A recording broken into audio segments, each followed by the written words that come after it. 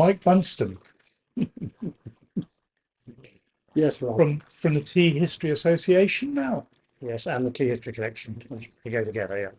So explain that Tea History Association and Well, we set up the Tea History Association because this Indian guy who came over to do the Brahma walk with a friend of ours who took him round, he was appalled at the end of it, say there's no public recognition at all that tea ever existed in London, although it had been there for 350 years. So he said we've got to set up and get some plaques, bronze plaques put up, just to record it where everything happened. All buildings have changed, obviously, but still that was the site where the auctions were and all the rest of it. So that's what we set to. So we set up. Dennis joined. I joined. There were about 4 or 5 of us. Dennis and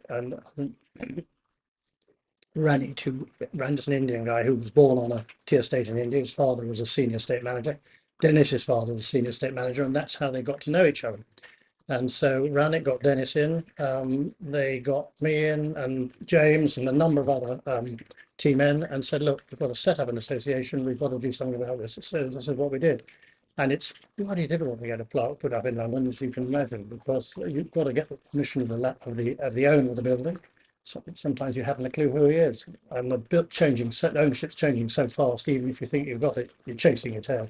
So we went to what we thought were the solids. So the first one was even St Catherine Dock on Commodity Quay. There's a lovely pillar there, and we got this lovely bronze plaque explaining what the tea industry involvement was in London.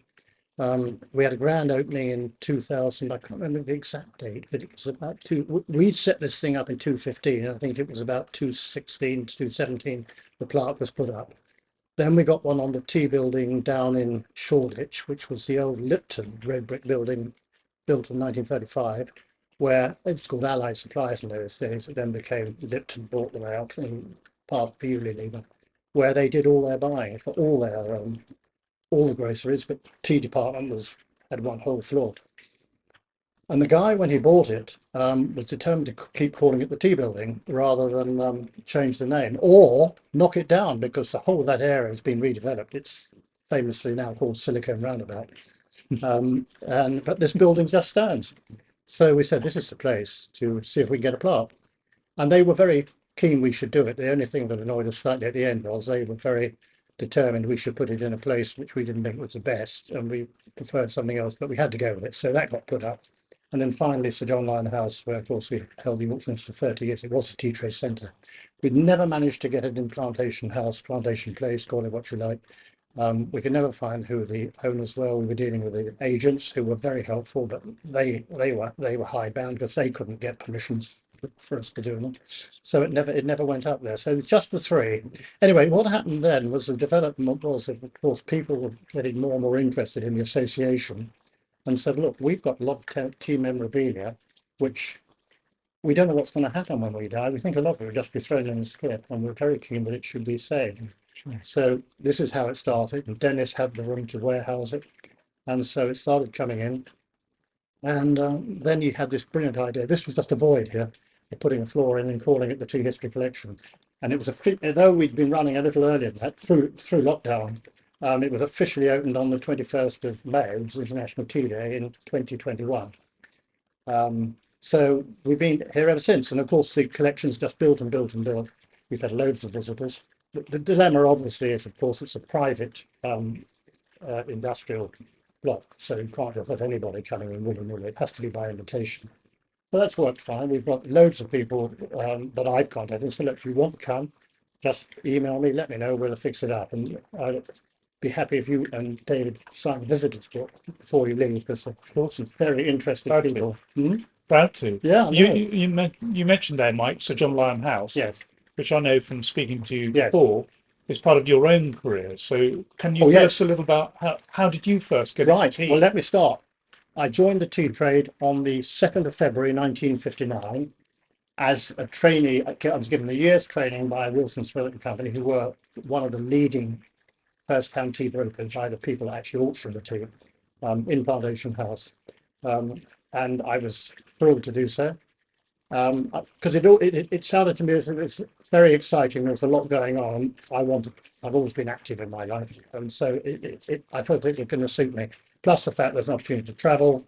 I love tea, so assuming that I could taste, which was important, and I love getting on with people, and there are plenty of people to get on with. So that from the first day I joined, I was in heaven. I thought that's for me. There was so much going on. You had auctions every week, 60 to 80,000 chests of tea being auctioned every week. So it was actually non-stop because you were selling one lot and getting the catalogue ready for the next sale, having to do all the sampling. I was whizzing around London with sacks of samples after the auction delivered to all the buyers. I was going around the warehouses with the inspectors to see what they did. I was sitting up the back of the auction taking prices. That was quite a job, which we all liked doing because it was exciting, and that's the way you learned about what went on. But I suppose the way I learnt about tea there was that I was a batch boy. Everybody had to start that, turning out the batches. And you see one here. There were counters and counters of these. And my job was to weigh up the teas, liquor them, and get them ready for the tasters to taste. But of course, I had first dibs in a way, because once I put the hot water on, you got these wonderful aromas. And as you were turning out, you got these wonderful aromas. And so you were learning, if you like, your senses were going and getting very steeped in it. We weren't allowed to taste at that time because, of course, the partners then came along and really did all the tasting. But when it was over, before we threw them away, we could have a little sip. So this throughout the whole year. Anyway, at the end of the year, after all this, my senior partner called me and said, Bunston, we think you've done very well this year. In fact, you've done extremely well, and we'd like to take you on permanent staff. I said, that's very kind, so I'd love to. So I did, and I was there all the way through my tea bag. They reckoned in those days that it took 5 to 7 years to become a really competent tea taster, because you would be tasting with all the experts and you thought you knew it all, and then they would withdraw and say, right, that batch is yours. Oh, God. So, it did take a long time. But anyway, in 1966, I'd been there 7 years, my big opportunity came when I was asked by my senior partner if they wanted to second me to Uganda for a year, or just over a year actually, to run the marketing of the government-owned tea plantations. Bear in mind, Uganda had only been independent 2 years. There was a lot of money being pumped in by the Commonwealth Development Corporation and the World Bank. And so, first time I'd been to a tea producing country, obviously, but it was absolutely so alive because money was going in, new plantings, new factories being built, new machinery going into the factories. In those days, there were two major tea manufacturers, Marshall's in Gainsborough and Davidson's Sirocco in Belfast, and they were always competing with each other. So these guys were coming out and trying to sell the latest machinery for withering, or for rolling, or fermentation, or drying. And I was the taster. So I had to go and, when they were doing all these experiments, taste the teas until they'd got it right. It was very much a fine-tuning operation. Now, Uganda, two things. When I arrived in Uganda, I'd been there 10 days, and there was a coup. And Obote took over, the president fled, and it was a civil war, really, between the tribes. They kept us pretty well out of it all, but it was difficult to get around. We had a curfew at 7 o'clock every night. We had to get travel permits to go anywhere. Now, one great advantage was that a lot of the tea estates had their own grass strips, so we could motor to Entebbe. As an aircraft? Yes, for light aircraft. So we go to Entebbe and fly down. So I could do 2 estates in a day, and then come back to Kampala. But sometimes we went on safaris, we called it, because they had, in fact, 7 factories, agricultural enterprises who were part of the Uganda Development Corporation. They had 7 factories, one right down on the Congo border. They were spread all over Uganda. It's the usual thing. They wanted to spread it around because obviously it helped labour and all the rest of it. And all the places were good for growing tea, some better than others. So that was absolutely fascinating. I enjoyed that year enormously because, I was really playing a role. The trainee thing and being part of a team was fine, but you were there actually, if you like, a focal point, because they had to rely on me to make the decisions about what they were doing was correct or not. They also had an instant tea factory just outside Kampala. And that was fascinating because this guy had invented this new way of producing instant tea. I can't go into technicalities, it doesn't matter. But they were producing this tea, and I had to go down when I was in Kampala every day and taste the teas to check they were okay. because if there was a problem, they would close the plant down immediately. It was a very expensive operation. They didn't want to make a whole load of tea, which was then unsaleable. During the time I was there, Cadbury's, who owned Thai Fu, took an interest and said they wanted to come and look at the possibility of taking it over and running it and marketing the instant tea. So they did come, and luckily they said, we can't just rely on one plant, we're going to have to go else to other places. And it never happened. And of course, then the whole of Uganda sort of went downhill, and Amin came in, and thank God they didn't. So it, as far as I know, it's still there now. Moribund, been there for. I'm surprised to hear you got anywhere near instant tea, Mike. Yeah, yeah. Well, I had to. It's a job, Rob. Part of the spec. You're in charge. I had many other things as well. I remember my general manager coming down one day and says, "You've got to do the all the fertilizer requirements for the estates for the year, and then we put it out to tender, and then you've got to decide." I hadn't know anything about fertilizer, but it was a very quick learning curve. And that was fun. So there are all sorts of other things. We also had other commodities. They were trialing on vanilla, coffee, cocoa. I knew nothing about any of these, but there was a guy in Kampala who was a commodity man. He dealt with all the commodities, so I let him sell them. I said, just get on with it and give us the best price, whatever that is, because I don't know. So I was tea. That was my thing. While this was all going on, this bright Ugandan who was going to take over came to London to be trained by our company. And then he was going to come back and join me. We worked together for 2 or 3 months. I would come back to London. He would take over. That was fine to a degree. He was a very bright chap and a charming. I was very fond of him. He was a lovely guy. When he came back, I had my doubts right from day one, but it wasn't up to me. You know, he handed over and I came back to London. In 1970, there was a message from Agricultural Enterprises saying, we've got a problem. Sarli has misbehaved. He's taken a company car without any permission. He's crashed it, written it off. He's been given the sack. And now we're in any chance that Michael could come back and run it for a while and sort out what they thought was a mess. I think he was so busy running his own business, he didn't have time to actually do the job he was employed to do. So I was sent out for 3 months again. That was in 1970, April, May, June, 1970. When I got there, it was obvious that very few records are being kept of where the tea was. There was tea on the estates, teas down in Mombasa unrecorded and all the rest of it. And I had to get rid of all this tea and sell it. So that was quite a job in itself. And then I just continued doing what I'd done before, you know, helping the estates to continue to produce the best tea that they could. So it was just 3 months doing that. But what was interesting, while I was there, I met, now bearing in mind, as I said, this was 1970, so Amin hadn't taken over at that stage, but it was very soon after. A lot of the senior state managers, who were all Brits, could see the writing on the wall, and Rwanda was just starting up. The European Union were putting money in to develop it, and realizing that tea was something that would grow very well there. So one of the chaps I knew very well, who was senior manager of one of the biggest estates, was already down there. He'd been employed by the European Union to run the biggest factory just over the border in Rwanda. I met him. He came up to Kampala. He used to come up regularly. In those days, you couldn't really fly into Kigali. You had to come via Uganda, and nearly all the trade was through Uganda over the border.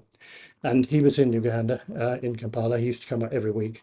And he said, "Oh, Mike," he said, "what are you doing here?" So I explained.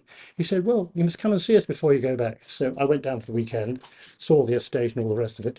And he said, "You guys ought to start selling our tea." So I said, "Well, I'd love to." Anyway, that developed. And by 1974, the government had taken over all the plantations. And in the old days, there was just a couple of Belgian planters. It was very Heath Robinson. The two so-called decent factories really were creaking at that stage anyway, and a lot of money was needed. So they started to develop, and they built. By the time I retired in 2002, I went my last trip to Rwanda, I remember. They had 9 tea factories, and they were producing fantastic tea. But I'd seen this whole development, seen all the factories rehabilitated, starting up, and all the rest of it. And then, of course, in 1994, with the genocide, everything closed down, and I went back in January '95 to see what I could do to help. And one thing they were desperate was for packing material, because although most of them were still sort of producing tea of some sort, they had nothing to pack it in. And luckily, because when the genocide started, the general manager of the government company, he was our employer, if you like. We sold all the tea on behalf of the government. Wrote a letter saying no more money to be paid to the banks in Rwanda or to be paid to this bank in Nairobi. And I thought, this guy's gone and he's trying to get the money. So we put a stop on immediately and had an escrow account. And a lot had already gone to the banks, the French banks, who'd already stopped paying. So at the end of the day, they had quite a lot of money coming to them. And we had, I forget how many thousands we had for them until things settled down. So we were able to secure all the packaging material to get them back on their feet again. And that was a fascinating time. I felt one had done something really useful for them. But we were their government brokers from '74. We were the official tea brokers for the Rwanda And government. when did you get involved at Sir John Lyon House in auctions? Oh, well, let's go right back. We left Plantation House in December 1970 because the landlords, our leases were up, the landlords had put up all the rents, and all the commodity people couldn't really afford the rents, and all these Middle Eastern and Asian banks were coming in and prepared to pay anything. So we knew that the writing was on the wall. Well, then the question was, is it all going to fragment, or are we going to try and get a tea auction centre still in the city, but obviously not in Plantation House? And my senior partner, Keith Chan, he was always a very bright spark and was always ahead of the game. So we've got to set up, get a building and keep the tea auctions going. And so with the help, mainly Brook Bond were good in those days. They sort of bankrolled it. We found this building, Sir John Lyon House. It had been empty for 3 years. It was owned then by the Coal Miners Pension Fund. You never know who owns what, do you? And it had to be let in toto, no part letting. And of course, it was a large area, but it suited us down to the ground. And we had to get enough people on board. And Brook Bond bankrolled it. They said they'd take 2 floors. And it wasn't long before everybody came on board, pretty well everybody. And the first auction, we moved down there at the end of December. We still had to go back to Plantation House for the auctions for 2 or 3 months. It was a sort of thing they'd put up on the roof. They were just almost starting to sort of knock things about. And so we had to trudge up there till February 71. Our auction started there. The Lord Mayor came and opened it. It was all very grand. So we were there from 71 till, well, we were there till 2000, but the auctions we'd had to move, and I had to do this because I was chairman of the tea brokers at the time, move the auctions to the London Chamber of Commerce, who were very accommodating, I must say, and it worked very well. So that was in 1990, because basically everybody had taken out a 25-year lease with a 5-year option.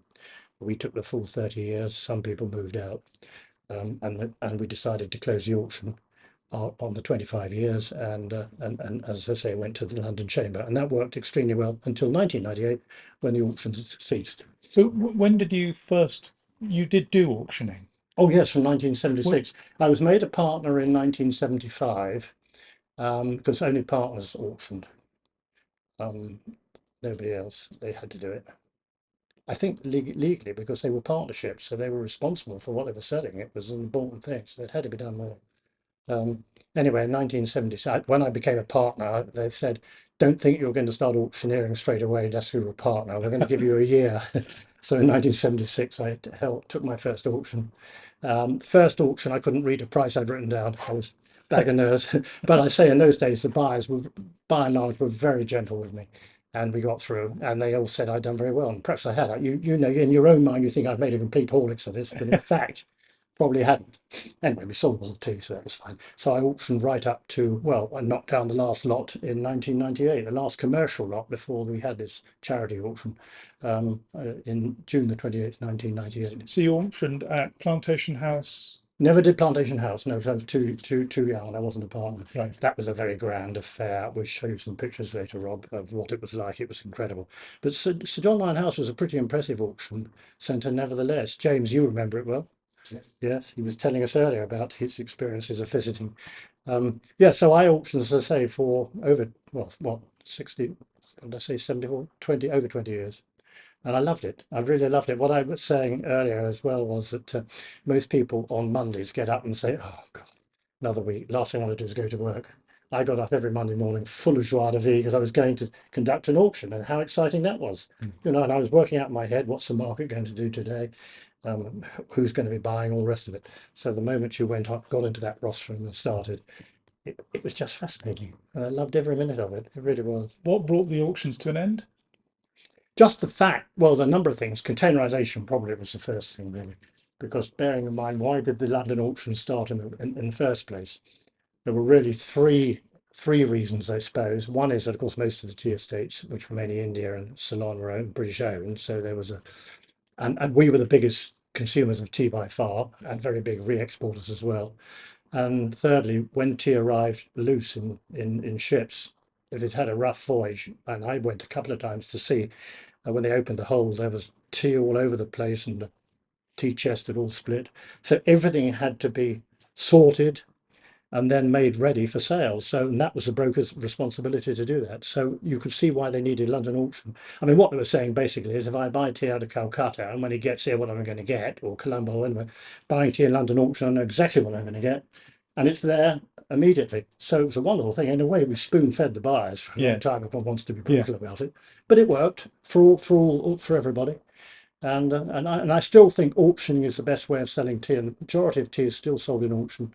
Colombo, Calcutta, India have got a number of auction centres, Indonesia, Mombasa for East Africa. Um, there's nothing, I don't think, better than sitting there with all the buyers around you and you can assess very quickly what's going to happen to that market. I don't believe you can do that electronically, personally. Although I think in some ways, of course, it comes into it now. You've only got to look at antique auctions today. If it wasn't for the online bidding, half of them would never make anything, would they? I mean, it's a wonderful introduction. So I think people can enter into the auction remotely, I'm sure, and that is happening. But I still think the auctioneer needs to be there and know what's going on around him, to get the feel. And to me, that's important. And of course, the other thing is tea is incredibly transparent. Because it's all sold in public auction, all the prices are known, they're published worldwide, so everybody knows if it's your tea estate exactly what you sold for on that day and that you're going to get paid for it. Now, that's a very important thing because a lot of the commodities that I wasn't involved in, but I was aware of when I was in Uganda and in Kenya. Um, they got a lot of IOUs sometimes, but had to wait forever for their money. But tea had a set prompt date. You sold it on a Monday, Tuesday the following week you got paid, and that was absolutely guaranteed. Do you think the quality of tea that we're able to buy nowadays has dropped? How can you tell? It's difficult. I mean, the point is, it's changed dramatically. When I started in the tea trade, 40% of all tea sold in London auction came from India, 40% from Ceylon, and the 20% else, a little bit from Kenya was going, East Africa, Malawi, all those places, and even as far afield as New Guinea, Mauritius, even the Argentine. All these teas came to London auction because they liked to get their teas into auction and felt they were getting a fair price and as I say, a transparent price. So it attracted, but of course now, or not now, but when the auction's finished, it was basically Africa, a little bit of Sri Lanka, a little bit of India, not much, but it was Africa. And today, whatever tea you drink, 40% plus, it comes from Kenya. And I think probably in a lot of cases, a lot more than that. Sri Lanka now, 1% comes here, and that's mainly specialty teas. India, I would think probably about 10%, possibly, James, still. Maybe a bit more. Maybe a bit more, yes, but nothing to what it was. Yeah, nothing to what it was. So, and as I say, so that was the reason really why I think auction started in the first place. It made sound sense because containerization came in. Teas, well, first of all, they did away with chests and had paper sacks, and they were beautifully packed on pallets, put in containers, and arrived here in pristine condition. So that need had gone. They all wanted their own auction centres, and you could understand that. They wanted to sell their own tea. We trained a hell of a lot of auctioneers from Mombasa who, I think, well, by now, a lot of them have gone, but I mean, in the early days, we trained a lot of them and they were very good auctioneers. So we could see that it was going to change, and inevitably, and so the decision was taken that we were going to cease the auctions, but it had to be done in a gentle sort of way, not just suddenly bang. So we worked on it, and as I say, the last auction was in 1998, and I think from memory now we had about 20,000 chests that day, something like that. And then of course after that we had this wonderful charity auction where people had sent small parcels of really special tea, and all the buyers came to buy, and it was going to be, the proceeds were for the three main charities: the Indian planters, the Ceylon planters, and the tea benevolent in the UK. And they did very well out of it, and it was a good way to go. I think we went out gracefully, is the way I describe it. And you've also had involvement with membership organisations over the years as well, haven't you? Oh yes, indeed. I think I've been on just about every committee, and of course in those days it's not so now, but in the old days, when you became senior in the tea trade, you would take on responsibilities, and one of them was you would chair the United Kingdom Tea Association. Well, you'd be vice chairman for a year, and then chairman for a year, and then that was it. You were therefore ex officio on all the committees, and it was the Tea Trade Technical Committee, the Shipping Committee, the Packaging Committee. So got involved in all those over many years. Chairman of the Tea Brokers Association. Of course, as I said, I was responsible for the move from Sir John Owen House to the London Chamber. And then, of course, in 1993, I'd always already on the International Tea Committee as a committee member. But I was asked by the outgoing chairman if I would take over chair, and I said I was highly honoured and that I would. 20 years later, I managed to relinquish it. It was very difficult to get anybody. Well, it wasn't difficult to get anybody. It's difficult to get somebody who I thought would carry on the way it should have been run. And that was the difficult thing. And even then, we didn't get it totally right the first time. But it still goes strongly. And I felt that I really enjoyed doing that. And of course, it gave me the opportunity to, in my retirement. Oh, first of all, let's say 1993. So I retired from my broking in 2002. So I went to the board and I said, look, I'm retiring this year, so I really need to stand down as chairman of the International Tea Committee. Why? They all said. I said, well, because I'm leaving the tea trade. You can have far more time now. So I stayed until 2013. It gave me additional visits, trips to Moscow, 3 in Colombo, Nairobi, Boston for the North American Tea Party, and 6 trips to China. Absolutely fascinating. This all when I technically retired from the tea trade. So that was a wonderful experience.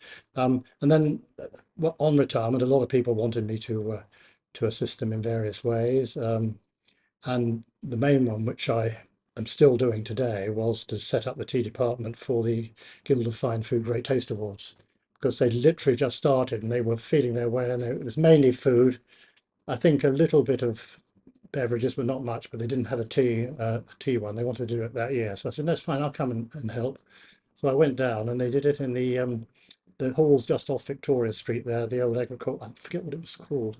Anyway, they had all the trestle tables, and they had all the fare there that you had to judge. And I was given this table with the tea, and it was absolute shambles. They were all different teas, some bags, some Quote you on loose. that, Mike? Hmm? Can we quote you Yes, on that? I think John for today would agree totally. And they got cups and mugs to taste it. They had various teapots, the whole thing. There were only about 20 teas. Didn't take me any time at all. They just got it done. But I said, if we're going to make anything of this, it's got to be done properly. So we hosted it in our tea cell rooms for well until I retired. And then since then the big packers have been very good in hosting it. Tetley's have hosted us a number of times. Twinings down in Dorset. Simon Bowes hosted us, and they've loved doing it, and they found it very interesting. So that's over 25 years ago, and I'm still enjoying doing it now, and I shall be doing it in a month's time. Mike, you talked about the Great Taste Awards and tasting 20 teas and made that sound like a doddle. So when you were tasting professionally, how many were you tasting? Well, hundreds every day for sure, Rob. We had to taste obviously all the teas that are coming up in the auction to assess the values and all the rest of it, and we'd often retaste them a few times. And there was then this thing. I don't know. I think it was tradition in all the tea trade. Each week, a factory would produce. Every day they would produce a small sample of their manufacture for the day, and then at the end of the week they were bundled into a small sample parcel and then sent to the broker for analysis, and they're called muster samples. So in a way, every estate that we represented, not only were they tasting their teas for auction, we were tasting weekly samples as well. On top of that, we tasted a lot of experimental teas. If people were doing experiments, they'd send us a sample sometimes, and all sorts of things. potential clients said, "Oh, look, can you taste my tea?" It covered a multitude, but I suspect probably we did 200-300 teas a day, something like that. Good heavens. Now, if you asked a tea blender from one of the big, he said, "Oh, it's nothing. We do 1,000 a day." Well, it's done slightly differently. I mean, the thing is, if you're doing a report on a tea, it takes time. You can't just, if you're just looking at a grape of teas and giving them a grading, you can dump, dump, dump, dump, dump. You can do hundreds in no time at all. So it depends on what you're wanting to achieve. If you're doing an assessment, and that's the thing with the Great Taste Awards. You see, we always have four tasters tasting every tea, and we discuss it all, and then we do a mini report on that tea, really, to give them encouragement where they can improve the tea or why they didn't get a star or whatever. So that's very detailed, and why we even today, with 500 odd teas, we can only, well, I suppose you see, we still in 3 days we still do not far off 200 teas a day. So yeah, similar thing, really, I guess. And I know also from previous conversations we've had that you've got some involvement with Sri Lanka over the years. Yes. I mean, this is an interesting one because, of course, as I said, when I started with my company, we were 80% of our business was Ceylon tea. So all those years, as I was training in the early years, I was tasting a lot of Ceylon tea, although I'd never been to Ceylon, Sri Lanka as it became, because I by then was involved in East Africa, because being the bright young thing, and Africa coming up, they said, right, you're going to come onto the African side. So I really didn't have any definite, and of course, I could also see that the Ceylon thing was going to change. There's going to be less tea coming, and we had to boost up the African department. So as that went down, we went up. So I knew lots of people in Sri Lanka, and of course, through the International Tea Committee, they were founder members. So I knew all the chairmen of the tea boards over the years. And it was when I retired from the International Tea Committee as chairman in 2013 at that AGM that year. The then chairman of the Sri Lankan Tea Board was there. In fact, they all came because I think they knew it's my last year. And when the meeting was over, she came up to me and said, "Mike, would you be interested in representing us in London as our honorary tea ambassador?" I said, "Well," and she said, "I can see you haven't got to make a decision now, but think about it." I thought, "Well, why not?" So she took me on. And it was interesting to a degree. It was also rather frustrating because they only had such a budget, and they were putting a lot of money into, well, the people, fun enough, who had most of their tea: Japan, Poland, Germany. UK, whose trade they wanted to boost, was starved us. We didn't have a budget at all. So I was really treading water at best and running into brick walls, you could say, if you want to be absolutely honest about it. But I said to them, "Look, I do what I can." I said, "If you think I'm going to be able to wave a magic wand and you're going to be suddenly 40% of the UK market again, forget it." I said, "And it wasn't we who gave you up; it was you. When you nationalised, they did all these trade deals with Russia and the Middle East, and sent very little tea to London until there was nothing. So and by that time, Kenya was now producing a lot of tea. So as you left, Kenya filled the gap. That's why they're now 50-60%, and you're 1%. But I said, what I can do, because of my connections with Great Taste and my knowledge of specialty teas, is push the quality, top quality specialty teas, because they're the ones that are going to sell in the UK. So I did feel that for the 5 years I did it, I achieved something, not very much, but I did what I could. It's all you can do, isn't it, after all?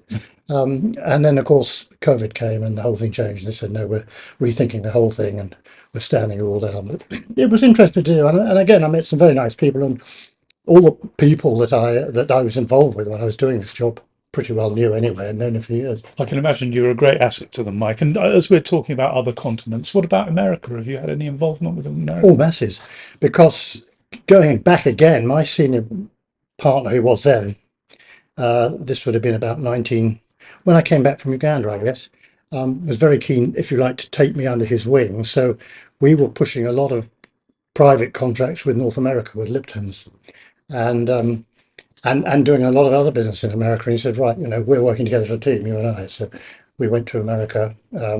First time I went was in 1979. I went back a number of years, and we sold quite a great deal of tea to Lipton's there. And I got to know all the companies in America, which he'd known for years. So I did so many other things other than just the auction. I mean, it makes sense. I was just an auctioneer, which I love doing. But we did lots of crop contracts. Crop contracts, interesting. We never have had a futures market in tea. It's about the only commodity that doesn't. So if you're a producer, how can you protect your price? The answer is you really can't. So every week you have tea in the auctions, and the auctions go up and down. So particularly in Malawi, a number of the producers were quite keen to have a portion of their crop sold privately and repriced. So that was guaranteed then that they knew what they were getting, and the buyers also liked it because they knew what they were paying. And if the market shot up in the meantime, so be it. But often it went the other way. So I think over the years it worked well, and we did a number of those to Tetley's, to Lyons Island, a lot to America, and that was a very interesting, again, part of what I got involved in. So yes, there were a lot of different facets to just being a broker, and we were very big on private sales, and we were very successful with it as well. So we talked about one what I thought was going to be an anathema to a tea man, which was instant tea. So what about something I know you've tried, bubble tea? Fascinating. I just don't know if it's going to, in this country, if it's just a 9-day wonder. Personally, I think it probably is. I was fascinated to be confronted with this because I had no idea what I was going to be judging on that day. And but I had to admit, if you accept, there's two reasons why I was happy to do it. One is because it does actually employ tea, very small amount, but it was tea, as opposed to a number of things that purport to say they've got tea and then it's sort of 0.01% tea and goodness knows what of everything else. So that was one thing, and also in a way, I suppose, to educate myself. So I was a bit of a layman on that one. I was just asked to taste these things and say what I thought of them. But the thing I did find was all these funny things that kept entering my mouth. It's rather like having a breakfast cereal and a cup of tea in one. And this is probably a controversy from way back ago, but so instant tea, bubble tea. Mhm. What about the tea bag? There was controversy about that, wasn't there, originally then? Well, James and I covered this quite a lot this morning. It was interesting. I've always said, and James, bless his heart, agreed with me totally, that if we hadn't had the tea bag, the tea industry could have got into trouble much earlier. We had to compete with instant coffee. Instant coffee was so convenient. Not long after the war, the first instant coffees came, and people just put a bit in a cup, tea, and off a cup with milk or whatever, and off they went. So I think a lot of people were feeling, well, I don't want to. Well, it's lovely to have this ritual of pouring loose tea into a teapot and having to do this, have strainers and all this. But if we can do it more conveniently, we go with it. And so I think the tea bag caught on very, very quickly. It was a very convenient way of having a decent cup of tea. I still always use tea bags in a teapot if I have tea bags. And do it, pour it out traditionally, but I know the young just put a tea bag into a mug. Fair enough. If that's the way they want to do it, at least they're drinking tea. That's what I say. I'm not too worried about how they do it. So yes, I think no, I think it's a blessing. The problem is a misnomer that tea bags contain dust, therefore they contain very poor quality tea, often sweepings. I mean, there's this article that was done in the Telegraph the other week, and they still talk about sweepings, and it's ridiculous. It just doesn't happen that way. I mean, yes, a few people may put rubbish in a tea bag and get away with it, the low grade things, but by and large, the quality of the tea bags today, I think, is excellent, and it's good quality tea. And it's just a smaller leaf because you get a quicker infusion. Yes. That's really very different. I mean, a good quality tea leaf, whatever the grading, whatever the size, will produce a good quality cup of tea. Poor quality leaf, whatever the grading, whatever the size, will produce a poor cup of tea. So it's all down to the green leaf. Yes. And And that's that a vital part, of course. And this is what I find fascinating when you go around all the tea plantations and see these guys, how important it is to maintain that quality of tea. And of course, with the smallholders in Kenya, all that they have what they call leaf counts every day, and they will only accept a certain quality of tea. Now, to be fair, I've been retired over 20 years now, and I don't say it's exactly the same today, but certainly before I retired, they kept a very high standard of plucking and therefore a very high standard of quality. Mike, it's been an absolutely fascinating chat, really enlightening. Thank you very much. Can we end on one note that might be of help to the people watching today, Yeah. which is what makes the perfect cup of tea? Well, I'll start off by saying tea is a personal thing, and the tea you like and the way you make it, if that works for you, good luck to you. So one can pontificate for ages about the finest quality of tea and warming the pot and all the rest of it. But there are basic things, yes. I mean, good quality tea to start with. drawn water, freshly boiling water for black tea, but not for green tea. Green tea's at a lower order, about 80%, about 80 degrees for green tea, because if it's too hot, it could scald the leaf. But so basically, yes, good quality tea, fresh drawn water, freshly boiling water. Let it brew long enough. This is the trouble with some people. They literally put a tea bag in and brew it for 17 seconds and wonder why they've got coloured water and nothing else. And for years we've talked about this question of how long should you brew it to get the perfect cup of tea. Now when we are tasting in the tea trade, everybody in the tea trade brews their teas for 6 minutes. Nobody knew why. 6 minutes was considered what we did. So we always did it made a very strong cup of tea, but if we were assessing the quality, it had to be. But normally today we'd say 3 to 5 minutes. That said, there was a great debate about 2 years ago, and this scientist had done a lot of work on it. And he said the optimum time to get the best quality out of the tea and still enjoy it before it gets overbrewed or stewed or whatever is 6 minutes. And it solved our problem. Must be why we've always done it for 6 minutes. We couldn't work out why but we always had. But no, I think today people aren't going to wait 6 minutes, and they don't necessarily want a strong cup of tea. Again, it depends how strong you want it. I'd certainly give it 3 minutes minimum. 3 to 5 is probably about right. But again, it's personal taste. Because a number of people said, oh, I like strong tea, and so that's why I like weak tea. I said, well, you can control that by the amount of time you brew it. Yeah. It's as simple as that. But to get the best quality out of it, you want to give it a decent length of time. 3 to 5 is pretty good. Mike Bunston from the Tea History Association, thank you very much. Well, thank you, Rob. Pleasure.